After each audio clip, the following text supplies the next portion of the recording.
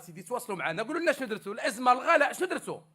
قال لك خرجنا بلجان محليه ودازت على 45,000 تاجر. شكون هو التاجر اللي مشينا عنده؟ مول الحانوت. واش مول الحانوت في يديه شي حاجه في هادشي هذا؟ مول الحانوت كتوصلوا مطيشه ب 9 دراهم، علاش ما يبيعش ب 10 دراهم؟ شنو بغيتي بهذا مول الحانوت؟ واش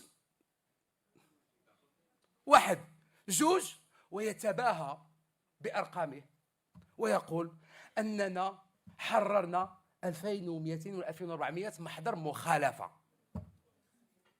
واتلفنا مئات الاطنان من الحلويات واللحوم الحمراء واللحوم البيضاء والخضروات والتوابل.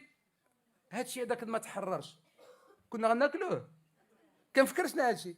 والسنوات اللي قبل والشهور اللي قبل راه كنا كناكلوه، حيت ما عاد خرجوا يشتغلوا ولقاو هادشي كله. هذا عطاه باب، هذاك الناطق الرسمي بالحكومه باسم الحكومه عطاه باب لاي مواطن وقع له تسمم غذائي باش دابا يدعي الحكومه مباشره